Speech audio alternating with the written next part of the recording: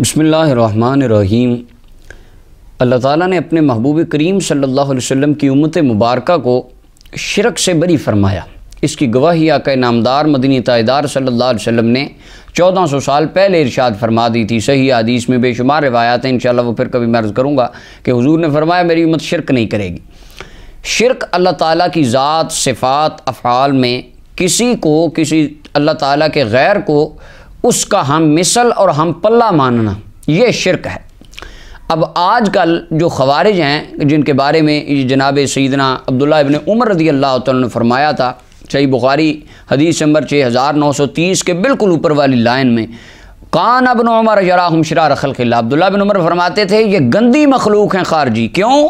انہم انطلقوا الی آیات نازلت فی الکفار فجعلوها المؤمنین، کافروں پر اترنے والی آیتیں مومنوں پر لگاتے ہیں۔ جو آیات اللہ نے ابو جہل کے بارے میں نازل کی ہیں، جو آیات بتوں کے بارے میں آئی ہیں، ان آیتوں کو داتا صاحب، خواجہ صاحب، غوث پاک پہ لگاتے ہیں۔ فرمایا یہ خارجی کی نشانی ہے اور یہ بدترین مخلوق ہے۔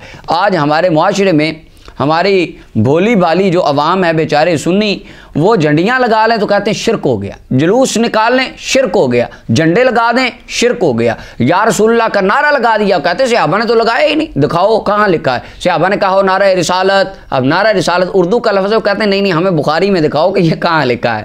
اللہ اکبر۔ وہ کہتے ہیں شرک ہو گیا۔ تم نے میلاد کا جلسہ کر لیا، شرک ہو گیا۔ تم نے رسول پاک کے نام کا ادب کر لیا، انگوٹھے چوم لیے، شرک ہو گیا۔ یعنی البتہ ان کی زندگی کا مقصد ہی ایک ہے، شرک شرک، یعنی انہوں نے شرک کی توپیں اپنے پاس رکھی ہیں، جس پر دل کرے، جدھر دل کرے، جدھر کو منہ کر کے وہ چلا دیتے ہیں اور کہتے ہیں تم مشرک ہو گئے، بدعتی ہو گئے، دائرہ اسلام سے نکل گئے۔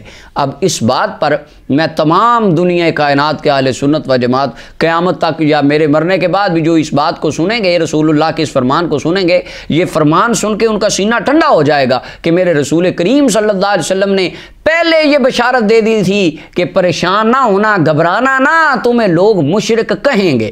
اب یہ جو حدیث مبارکہ ہے یہ میرے سامنے طبرانی معجم الکبیر ہے، اس کی 20 نمبر جلد ہے، اس کا صفحہ نمبر 88 ہے۔ اس کے اوپر حضرت معاذ بن جبل رضی اللہ عنہ کی سند سے موجود ہے یہ حدیث، لیکن اس کی صحیح سند جس کو دیگر محدثین کرام نے لکھا وہ میرے سامنے یہ تفسیر القرآن العظیم امام ابن کثیر کی تفسیر ابن کثیر ہے، اس کی دوسری جلد ہے، اور یہ سورہ اعراف کی آیت نمبر 175 اس کی تفسیر کے اندر امام ابن کثیر نے اس حدیث کو لکھا، اور اس کے علاوہ صحیح ابن حبان کے اندر، کنز المال کے اندر، اور شرح مشکل الاثار کے اندر امام ابو نعیم نے، کتاب السنہ کے اندر امام ابو العاصم نے، اور المطالب العالیہ میں امام ابن حجر اسقلانی نے، معرفت الصحابہ میں امام ابو نعیم نے، مجمع الزوائد میں امام حسمی نے، اور اس کے علاوہ علامہ البانی سلسلۃ صحیحہ کے اندر اس حدیث کو لکھتے ہیں، کہتے ہیں حدیث صحیح ہے۔ اور یہاں میں وضاحت کر دوں، کچھ دوست کہتے ہیں آپ البانی کا بڑا نام لیتے ہیں، میں کوئی شوق سے علامہ البانی کا نام نہیں لیتا کہ میں ان کا فین ہوں، وہ اہل خوارج کے، اہل حدیث کے عالم تھے، میں ایک بطور اتمام حجت ان کا نام لیتا ہوں، کوئی خارجی بھی اس حدیث کو ضعیف نہیں کہہ سکتا کیونکہ البانی نے اس کو صحیح کہا ہے۔ اب حدیث مبارکہ سنیے۔ حضرت حذیفہ ابن یمان صاحب السر نبی صلی اللہ علیہ وسلم آپ فرماتے ہیں، قال رسول اللہ صلی اللہ علیہ وسلم، رحمت کائنات صلی اللہ علیہ وسلم نے ارشاد فرمایا، ان مما اتخوف علیکم رجل قرأ القرآن، رسول اللہ نے فرمایا میرے غلاموں مجھے سب سے زیادہ خوف اس بندے سے آتا ہے، ڈر اس بندے سے لگتا ہے جو تم میں قرآن بڑا پڑھے گا۔ اللہ اکبر۔ آج لوگوں کو ڈر لگتا ہے دشمنوں سے، جس کے پاس بندوق ہو لوگ اس سے ڈرتے ہیں۔ اب رحمت کائنات فرماتے ہیں مجھے اس سے ڈر لگتا ہے قرآن بڑا پڑے گا، کہے گا کتاب کی بات کرو، علم و کتاب، علمی کتابی باتیں کرو، علمی کتابی باتیں، قرآن پڑھو۔ سرکار فرمایا قرآن بڑا پڑے گا، حتی اذا رویت بہجتہ علیہ وکان رداہ الاسلام، اس کے چہرے پر قرآن نظر، قرآن ہر ٹائم، قرآن، آیتیں، تلاوتیں، تفسیریں، قرآن پڑھ رہا ہوں میں تو جی بات ہی قرآن کی کرتا ہوں۔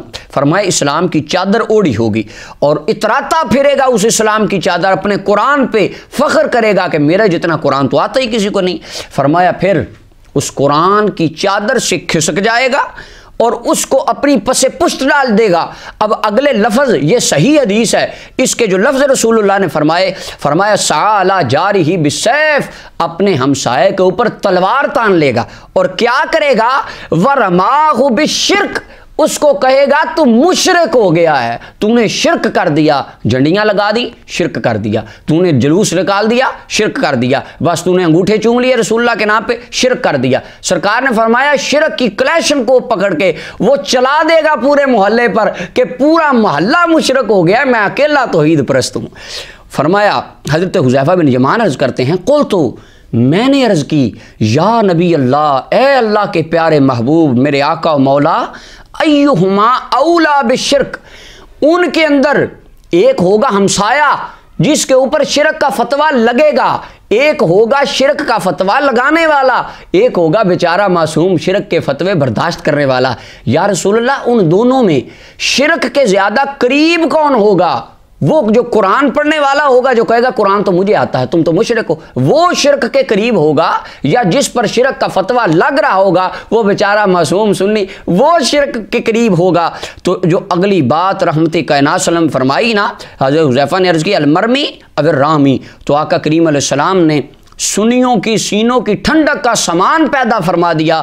قال بل الرامی، فرمایا وہ جن بیچاروں پر شرک کے فتوے تھوپے جائیں گے نا وہ شرک کے قریب نہیں ہوں گے، وہ قرآن پڑھنے والا خود شرک کے قریب ہوگا۔